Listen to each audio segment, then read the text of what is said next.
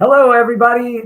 Jimmy here. I'm starting a little bit early because there is a massive snowstorm coming in. So if you're out there, leave your name, tell me what the conditions are, where you're from. It would be awesome. Anyway, we have one person out there, Grapehead from England. I like that. I like that title. How you doing, Grapehead? Thanks for coming. And thanks all the rest of you. So it is very, very, very exciting. Today is the book launch of the Veganic Growers Handbook. Very, very cool. It's been a long time in coming. What an incredible journey it has been for me. The writing of this book actually started back in November of 2020, but really the seeds have been planted way back in 1997 when I built my first compost bin out of recycled wood. There was something in the air catching me into this homesteading, farming life. There have been so many monumental highs and wicked lows on my farming journey and my farming life that finding a balance has often been very, very difficult. And anybody out there as a homesteader, as a farmer, knows exactly what I'm talking about.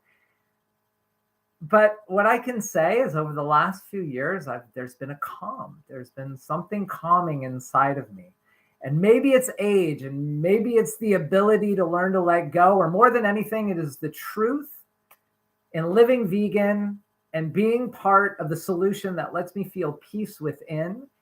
This has been my own personal revolution in the body, the mind, and the spirit. I'm very fortunate, very blessed. Yet all of these ideas, this entire handbook, wouldn't even have been possible without a big community of people helping to put it together. So I really want to throw out some thank yous and some acknowledgments, some people out there who have really, really made this happen. So I want to say, first of all, thank you to Lantern Books and Media, who is my publisher, my two editors, Brian Normoyle and Pauline LaFosse, for accepting me, for signing me. It was their courage that has allowed this work to come forward. It would have never come to fruition without you, so thank you. To all supporters, readers, and advisors of this manuscript, and I'm going to name them, that would be Kip Anderson, Helen Athau, Will Bonsall, Elise de Saulnier, Valerie Giroux, Stefan Grollo, Shelley Harrison, Keegan Kuhn, Nassim Nobari, Catherine Perry, Margaret Robinson, Mariev Savaria, Mona Seymour, Dave Simone, Jean Stone, Casey Taft, and Liz White. Thank you profusely for all your guidance, for your reading, for your support. It's meant the world to me. But there's one person I haven't mentioned, and that was Megan Kelly, who really went through the manuscript in the final hours with a fine-tooth comb, picked it apart, made it the special, special manual it is today. Megan, a huge thank you, as well as a huge thank you to everybody else.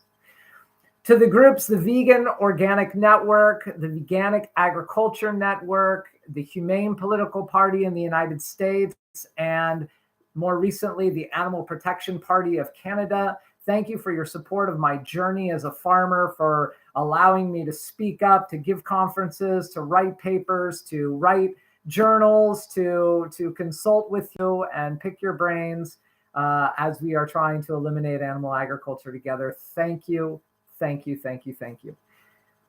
To my mother and my father, who have always been there for me, no matter what crazy ideas I had in my head, no matter what wild things I thought of when I became a farmer back in 1990, or a homesteader back in 1998. They probably had no idea what I was doing. But really, in the end, it only skipped one generation. My father was not a gardener, but my grandfather in the old country of Italy was. So it really only skipped a generation. But now my 86-year-old father has his own garden, and my 77-year-old mother also has a garden, both living in Northern California. So thank you, as always, for your support. I love you both. To my parent-in-law, Eve and Carol, and my sister-in-law, Chantal, I could not have asked for better in-laws. When you get married, you never know what's going to happen with the rest of the family that shows up. And in this particular case, I was blessed and fortunate to receive in my life two of the greatest double sets of parents and sister who I've never had. I have been so fortunate and blessed to have you in my life. Thank you. Thank you. Thank you for that. Saving the best for last, someone who's been there with me for the last 13 years. We've been doing all of this together at La Ferme de l'Aube here in Boileau. We've had our travels together. My wife, my partner, my best friend, for sure the farm boss, Melanie Bernier. Thank you. It is absolutely this. None of this would have happened if you weren't there with me 50%, 50%. 100% of the time, trudging in the fields, in the rain, in the black flies, when it's cold, when it's hot, in the greenhouse, starting those seedlings, which you've always taken such good care of. Thank you for you. Merci beaucoup. To our 5 rescue cats, one is with me now. This is Gizmo. Say hello, Gizmo. He's there. You can see. Anyway, Gizmo is on my lap because he's been in the farm family for a while. Anyway, Gizmo, Kia, Leo, Luna, and Jazzy, who is our latest rescue. You are also my light of lights, and it's been special to share this time with you as well. My companion, my friends, my companions. I also want to give out a profound thank you to the Earth Mother, whom throughout my years has been the best teacher I could have ever asked for. She patiently rested under my feet, blew in the wind, resided in the waters as I bumbled and stumbled, learning to listen to her voices. It has been a great gift to be able to have my hands in the soil and try to pay attention to what she is trying to say. I hope you all can experience that as well. It's truly something special. To all the rest of you who have counseled, written letters, interviewed me, watched conferences, connected, shared, visited the farms, I could never have done any of this without you either. Thank you. Merci beaucoup. Muchas gracias. Danke schön. That should take care of the 4 languages of the people that have come. Probably there's more, but I don't know how to say thank you in Swedish or in Finnish. So over the last 4 months, we've had a brilliant time of marketing the Veganic Growers Handbook worldwide. And through Lantern and our distributors, Red Wheel Weiser, Ingram, and Thomas Allen and Sons, and soon to be Firefly in Canada, plus myself and all of you out there who have shared on social media, we have marketed the Veganic Growers Handbook to the world. It is now available in over 12 countries through over 50 independent bookstores on the shelf and over 3,000 online. In Canada specifically, if anybody is out there from the independent bookstore world that did decide to put the Veganic Growers Handbook on their shelves, I want to say thank you so very much. It is because of you that for the last 4 weeks, the Veganic Growers Handbook has been #1 in all independent bookstores. This is a poll that they do. This is analytics that they do over 1,000 independent bookstores in Canada. The Veganic Growers Handbook is #1 across the entire country in gardening books, and out of 105,000 upcoming releases in Canada, as of this morning, the Veganic Growers Handbook is number 396. This is crazy stuff. This is a book on growing veganically, on ending animal exploitation, on growing all of our fruits, vegetables, and herbs without using animals or their byproducts or them at all. And it is ranked in the top 0.4% of the entire country. So thank you. Thank you. Because that's because of you. It's because of you demanding from the independent bookstores that you want the book. It is for the independent bookstores to have that knowledge, that vision to say, this is the kind of book that we want to give to our readers. We want to give them the opportunity to see this. So thank you for that. If you can't find an independent bookstore and you want to buy this close to you, of course, you can buy it on Amazon Canada, Amazon United States, Amazon UK, as well as at Barnes & Noble, Indigo Chapters, Coles, Thrift Price Books. In the UK, you can buy it through Blackwell's or Smithfield. And in Australia, you can buy it through readings, and through all of Latin America, you can buy it on Busca Libre. So there you go. So if you are on a tight budget, you find that your economies will not allow the $40 cost in Canada or the $29.95 cost in the US, go and ask your local library. And I'm actually going to ask all of you to do this anyway. In order to reach as many people as possible, we really do want to have it accessible to everyone. And the best way to do this is through our public library systems, especially in the United States and Canada. So if you're a library goer like we are, and I've already asked my local one in Mont-Tremblant, ask your local library if go ahead and carry the book. All you need to usually give them is the title and my name, and they should pick it up. So if you would do that, that would mean the world to me. That'd be great. Now, if you do want one of your very own and the cost is prohibitive, write me. Write me here on YouTube, message me through Facebook, or you can always write me at my email, veganicgrower@gmail.com. I have a few free copies available, and it would be my pleasure to send it out to you. If you can use it, if you want to grow your gardens veganically, it's there for you.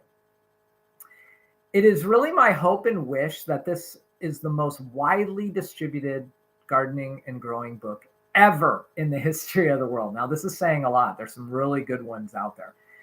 But it's not for me.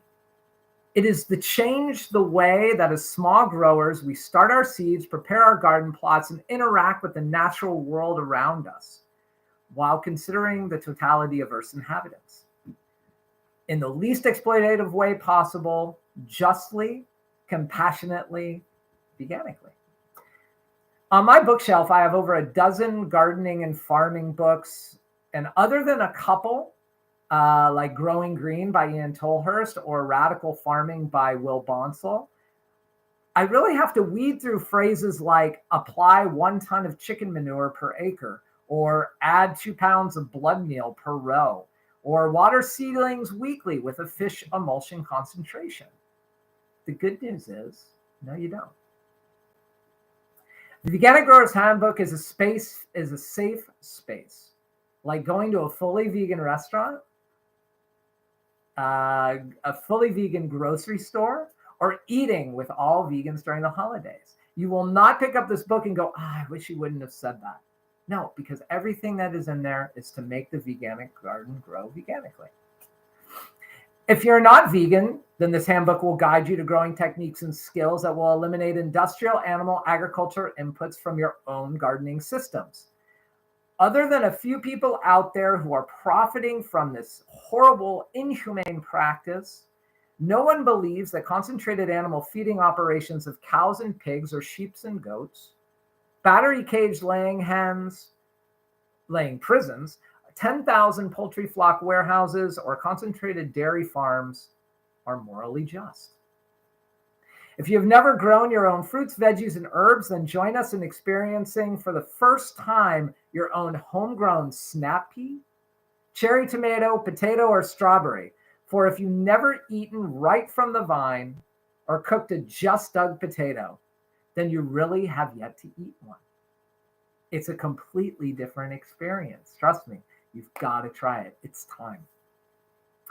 Whether this will be your first garden or your 50th small farm, there will be enough information that will enhance your prowess to produce more by cultivating better that will pay for the cost of this handbook many, many times over. So if you've already ordered the Veganic Grower's Handbook, as many of you already have, thank you. If you haven't, what are you waiting for? To have a vegan agricultural world, we have a seemingly insurmountable amount of work to do. But like I have said many times in my YouTube shows, as well as in my book, I believe in our individual indigenous knowledge to grow in our own food. It is in our genes. It's in our blood. It's one of the first things we learned was how to harvest, to wild forage, and to then seed select and grow. We're talking hundreds, thousands of years. Maybe 100,000 years ago was maybe the first time outside of Bethlehem that we learned how to harvest grain seeds that we knew were good for us, and then sort of rescatter plant them. It's pretty cool. There's journal evidence to state this, and it probably even goes back longer than that. It's for sure it goes back longer than that. But if we all grew our own veganically, what amazing change it would be for our collective planet. But a book launch wouldn't be a book launch if I didn't read a few paragraphs. But without giving away any spoilers, here we go. I'll read a little bit to you. So it is the rhythm of nature that we all follow, whether we consciously know it or not. As the seasons change, we change. There is buoyant expectancy in the spring as leaf buds break and male birds sing on high. When the summer solstice settles in, so does the solid warmth and long days, the height of our yearly activities. The cooling days of fall trigger us to make preparations for the coming winter, the storing of food and securing our nests. When Yule's longest nights plunge, we lie in a state of dormant reflection, yearning for the return of the light. The solar cycles guide our waking movements. The lunar phases guide us through our nocturnal visions. We are continually humbled by the fact that we are creatures of habit influenced by the flow of the natural whole.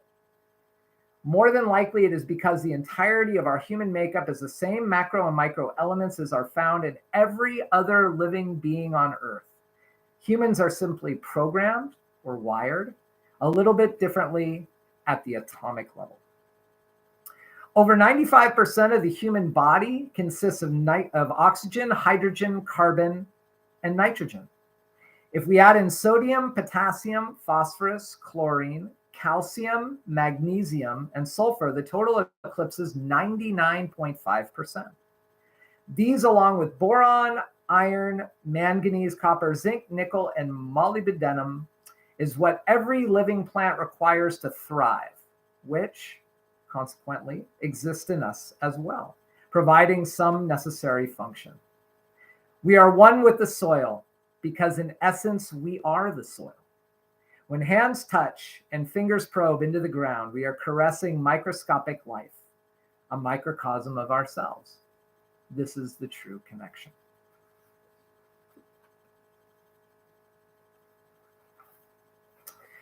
What I have found encouraging on my plant-based growing voyage is that it has proven to me 100% that animal-based compost, fish meals, and rendered animal bodily fluids and parts are not necessary. The same nutrients are found in plants. Just like eating a plant-based diet gives the human body all that it needs to create healthy organisms, plant-based composts, and when wanted, fertilizations, give the plants all they need to expand, flower, fruit, seed, and thrive.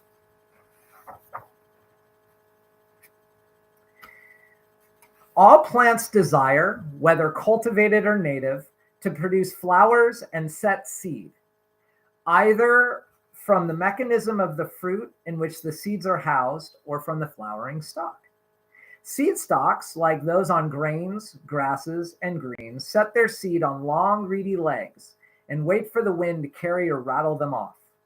They readily germinate if the temperatures are still warm or will lie dormant until the heat returns. Seeds encased in fruits fall off the plant like tomatoes or get so large that they split open like squashes. The following growing season, they will freely sprout. Sometimes birds take seeds like sunflowers or small fruits and either deposit them in a cache or through their droppings where, upon warming, they will create volunteer patches. Letting plants go to flower and seed is transformative for the garden patch. It provides a lush habitat for all manner of faunal creatures. The low-growing cilantro plants quickly bolt in the heat of summer, creating many branches. Native bees, flies, and wasps frequent the delicate white flowers. Ant colonies and ground beetles work the grounds underneath. Toads hop, lizards crawl, and snakes slither to find shelter from the summer heat. Chickadees and goldfinches glean fibers from the stems for nesting material. Huge heads of dried dill seeds provide late summer treats for these same bird friends. Mammoth sunflower heads on 8-foot stalks provide nutritious kernels into the fall for them, as well as many jay species. The pollen that precedes seed formation is procured by bumblebees, using it for whatever purpose they wish. As mentioned a multitude of times, the more floral diversity, the more faunal diversity.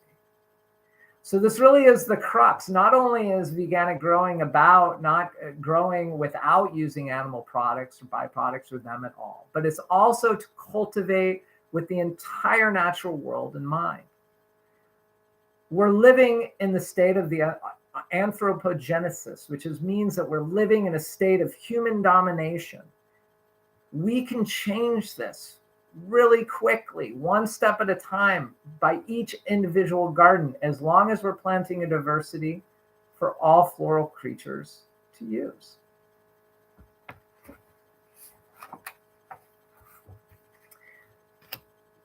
So how to use this guide? This comprehensive guide seeks to give the veganic grower all the tools and techniques to be successful. From planting to seed starting in the early season, to garden preparation and transplanting when the weather warms, composting and maintenance of seedlings in the heat of summer, harvesting and post-harvest handling when the nights begin to cool. Ideas are offered in long-term storage and closing down the gardens when the nights become long. In addition, it provides crop profiles for over 70 different species of fruits, vegetables, and herbs, planting and yield charts, as well as a vast resource section, expansive index, and bibliography for continued learning opportunities. This book is the most comprehensive book to date on all facets of veganic growing for the small-scale grower. I have not included, however, fruiting vines, shrubs, and trees like apples, blueberries, grapes, haskap, raspberries, etc., nor mushrooms, even though we do cultivate them, simply because I do not feel I yield enough experience to consult anyone on the cultivation of them. But if you have the means, space, and knowledge, by all means foster them, because there is nothing better than a fresh picked blueberry or pears or apples at the end of summer or the early fall. Every chapter and topic can be flipped to depending on where we are in the season. If and when it is necessary to link one chapter to another, I will clearly state that in the description of the section. It is meant to be a reference guide for your use on your personal veganic growing expedition. Everything I know, primarily because of the frequent and continuing challenges I have faced and climbed out of, has led to this work. This handbook will be the most beneficial to those that have a frost-to-frost season in the United States and Canada. In the back, I have an annex that lists the frost dates in the spring and the fall of a city, basically, and every state in the United States and every province in Canada. So there's really not a state out there, except for maybe Hawaii, that doesn't have some sort of frost in the spring or some sort of frost in the fall, or even in the wintertime, even Florida and Texas. Hawaii, you can still use it, though, because I talk a lot about growing in the tropics. Anyway, continuing on. My experience has led me to the tropics, as I was just saying, as I have stated already, and I currently consult growers in California, but this is not the bulk of my proficiency. There are many techniques, however, that can benefit growers in those climes, though it is not specifically geared to year-round outside growing. But to be honest, seed starting veganically is the same. Harvesting is pretty much the same wherever you live. Post-harvest handling techniques, making compost, insect identification, disease prevention of plants, really choosing where to position your gardens, the soil, how to create your beds, garden preparation, all of this, no matter where you live in the world, from California to some other growers that I communicate with quite often in Uganda and Kenya. It is really for everyone. And if you can't find the book by purchasing it in softcover copy, it's available by ebook. So then you can just put it on your computer or on your tablet. Small-scale gardeners in other parts of the world where a frost baths the terrain dormant outside North America, including many rural towns and metropolitan cities in Asia and the European Union, will highly benefit from the approaches herein. The proof of the vegan pudding is in the eating of it. So my introductory statements may fall on deaf ears. Flip to a chapter, read and study it. See if it resonates. Get it from your library. All you got to do is go and ask them to order it. Look at it first. Practice the techniques that lie within. Cultivate for yourself with patience and diligence. And before long, all of you who read through the subsequent chapters will be enjoying the bounty. And as always, I always wish you all the highest good on your path. And I'm here to help. All right, that's enough reading. Let's continue on. So what do you think? Really, I want to know. When you do get the Veganic Growers Handbook, you pick it up from the library, you look at it in a bookstore, you read through it at home. I want to know, what do you think? Just like in our gardens, our lives are constantly moving. Ideas and thoughts spin in and out of our curious human minds. Probably wondering why I left this out, or why didn't I talk about this more? Tell me. Tell me through Facebook. Tell me through here on the YouTube channel. I have a YouTube show once every month at the last Thursday of each month. Let me know. Come and join in and ask your questions. I love answering them. I love answering them on the spot. That really kind of makes me wonder, like, ooh, can I answer that question? I really enjoy that. So tell me what you want to know. You can also email me again. I'll give you the email again. It's veganicgrower@gmail.com. Do you wish to leave a 5-star glowing review? Yes, please. It's because of those reviews that the analytics roll. The more high reviews out there, the more it pops up on the feeds or in search engines. I mean, this is the way the things work. So the more independent bookstores that the book is available in, the more analytics that are done, the more it pops up, the more it shows up. And the more it shows up, it's just better for our entire planet. It's better for all beings that live here. Grow our gardens veganically. But seriously, I am compiling all your comments for a potential future revision. It is I am very, very hopeful that if by the end of next year, it's not 100% positive, but I'm very, very hopeful to be able to introduce, to translate. I have a very good friend, a person very dear to me, who said that they would translate the Veganic Growers Handbook into French. It is my hope. And if there is anything that needs to be changed, then in the French revision, it can be even hotter, even better, tighter than the English edition. So leave your comments. Let me know. I want to know what you think. This will make us all better growers, but again, not solely for me or for ourselves, but for the benefit of all who we share time with and space with and lives with on our collective planet. For really, I am talking a revolution. I am talking about a complete lobotomy, a complete change in our thought processes that eliminates human domination and competition for resources, that places our allegiances in cooperation with paw, wing, hoof, web, feet, and hands, flower, bud, leaf, bud, trunk, and roots. Human species thought has manipulated us into thinking that we are the smartest being on the planet. But I ask you, as the smartest being on the planet, the most intelligent life form, would that life form destroy the very environment that it requires to exist? Our species does this. There's not an entire other species in the world that destroys their habitat. They know that their habitat is exactly what they need to survive. We can bring all this back. We can break through all the mass marketing and governmental propaganda and fake news by listening and feeling the earth, listening and feeling the winds, feeling the caress of the waters where we live. The source of all life rests around us. It rests under our feet. We can't destroy that. This idea of growing without industrial animal agriculture, without any homestead happy animal exploitation, is very, very possible. and it's doable.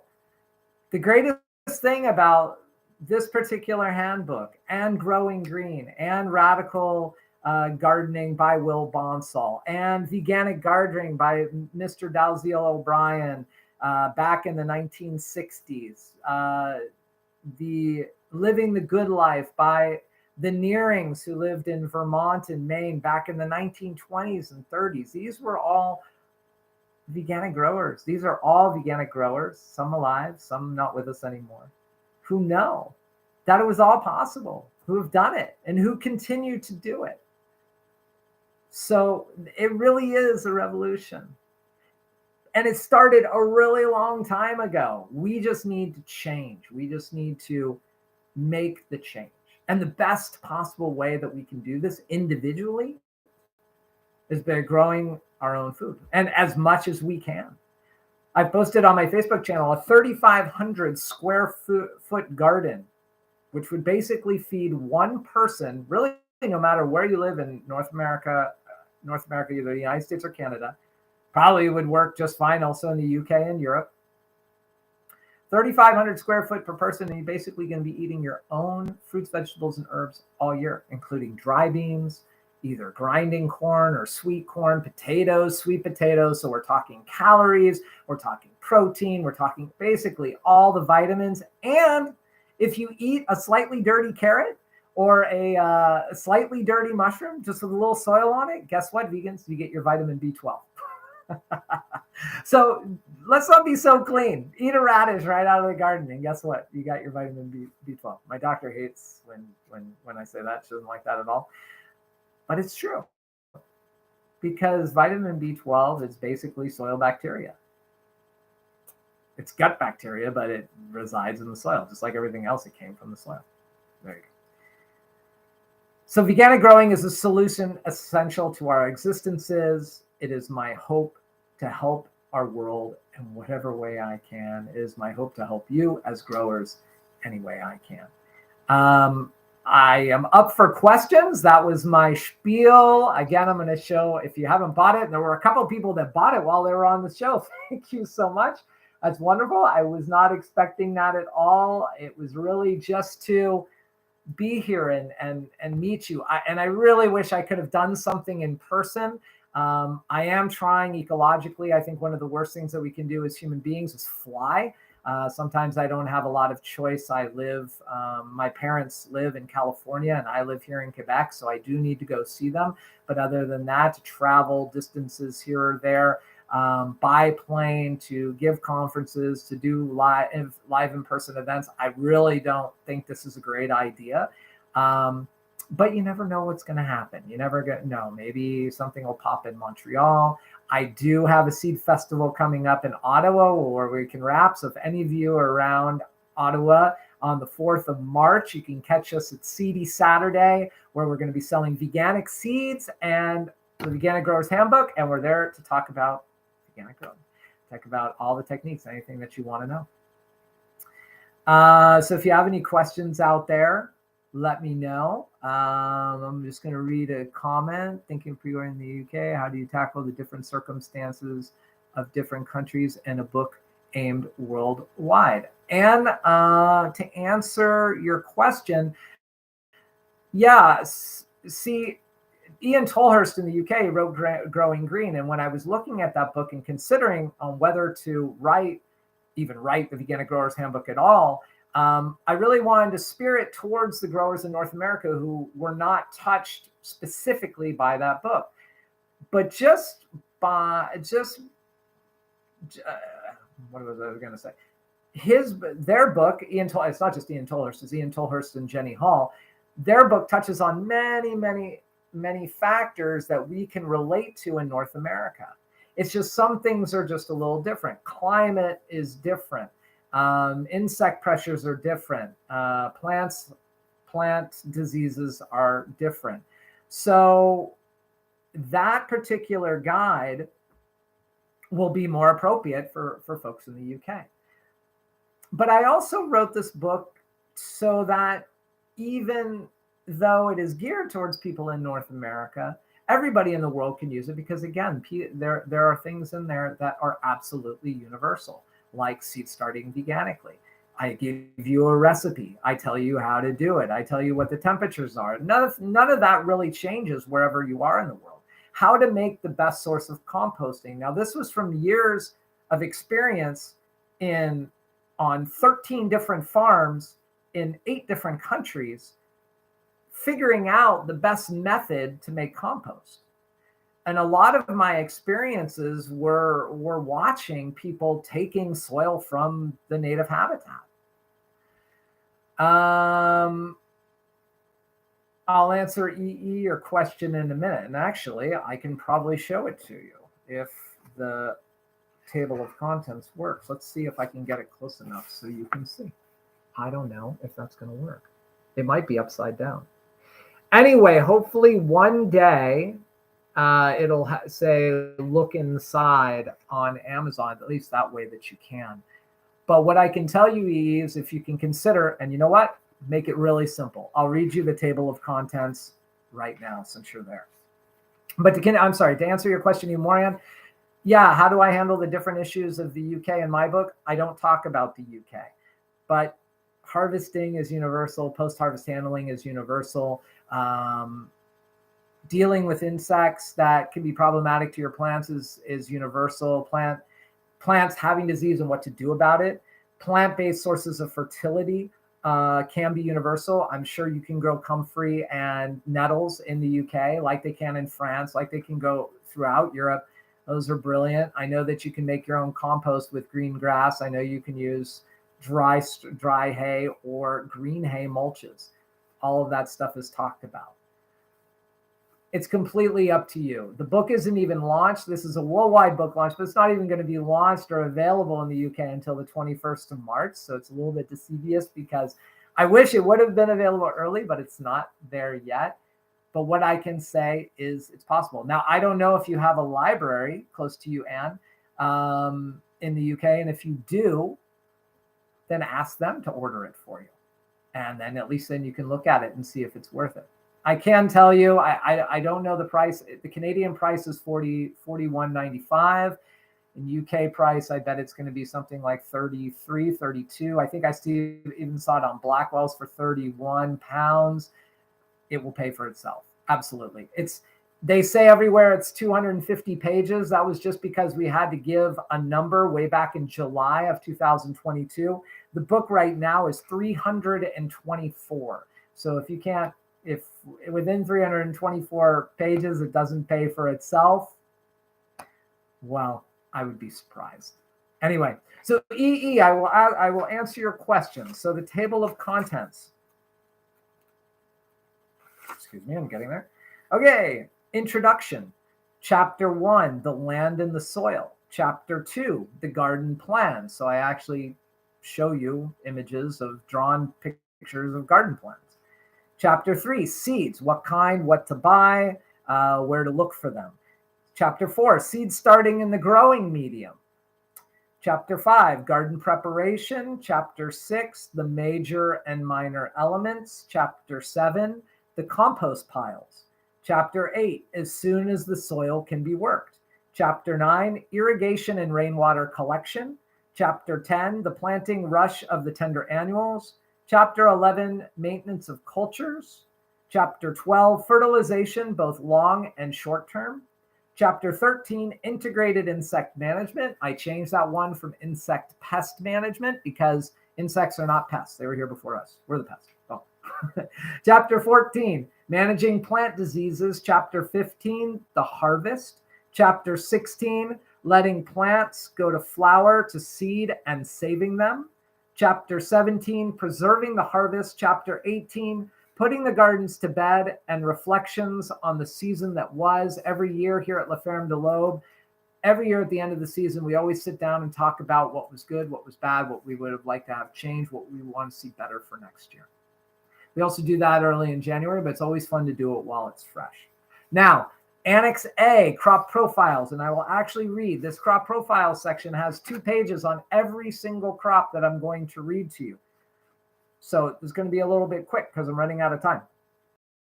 artichokes, arugula, asparagus, basil, beets, broccoli, broccoli raw, Brussels sprouts, bush beans and climbing beans, cabbage, carrots, cauliflower, celery and celery root, chamomile, chicory, Chinese cabbage or Napa cabbage, chives and garlic chives, cilantro, coriander, collards, corn, sweet, but you can also look at that as dry or flowering corn, cucumbers, dill, dry beans, eggplant, fennel, flax, garlic, Greek oregano, greens, Asian greens, mustard, ground cherry, kale, kohlrabi, leeks, lettuce, lovage, melons, mint, okra, onions, both bunching and full size or bulbing, parsley, parsnips, peas, peppers, hot and sweet, potatoes, radishes, rhubarb, rutabaga, sage, savory, both winter and summer, sorrel, soybeans, or edamame, but also dry soybeans, spinach, strawberries, summer squash or zucchini, sweet potatoes, Swiss chard, thyme, tomatillo, tomatoes, cherry types, tomatoes, slicer and paste types, turnips, watermelon, winter squash, and pumpkins. Over 70 different crops. Annex B, crop spacing and approximate yields. This is basically from a perspective, and this is the thing that always torqued me, for a lack of a better word, about growing books for the most part, is that they usually talked, and especially if you look at seed catalogs, they're usually talking about how to space if you're using a tractor or some sort of implement, even like a walking hoe. Well, I realized that as a veganic grower, building our beds up, talking about this, having permanent beds and building them up so you have more cubic feet for space, so you have them wide and long and also high, you can actually plant a little closer. So I went ahead and showed that and reflected that in my book. One of the first times that kind of thing has been done in this kind of way. There is a book in French by Yves Gagnon, the Legumières, excuse me, my French is not fantastic. But anyway, Yves Gagnon, he does talk about, but even him, he talks about these huge amount of row spacing, these range spacings that you need to have between the plants. And it's just not true. You just don't need that much space. So with the gardener, the small gardener in mind, with the small farmer in mind, biointensive gardener in mind, I was able to create a chart that actually reflects what we do here to actually have spacing a little closer. Approximate yields. This is actually a yield chart from our experiences here. The only one that I took from my Arizona days was sweet potatoes, because we haven't had fantastic luck growing sweet potatoes here. I can't get great slips. I've tried them myself last year. It didn't work. I didn't have time. I'm going to continue to keep working on it to get it done here. They can be grown in Quebec, but there's a lot of places in North America that they grow extremely well. And in Arizona, they grew like crazy. So I use my yields charts from there. So yeah, Annex B, crop spacing, approximate yields. Annex C, last and first frost date select US and Canadian cities. I actually have a chart and a listing of if your city isn't named. I tried to take a city from every state and every province. Annex D, flower and herb chart. These are basically my favorite 50 flowering plants and herbs that I really believe to be essential to a diversified garden that will attract insects, but are also either culinary or medicinal. Annex E, recommended tool list, the basic bare bones of what you need. You don't need fancy seeders. You don't need a tractor. You don't even need a BCS. There's just many things you don't need, and I talk about that there, and I talk about in my book. Annex F, resources. Then there's a bibliography of sources, acknowledgements, index. There you go. 324 pages, everywhere listed 250. It's just not right. It's 324. I really couldn't be happier with the end result.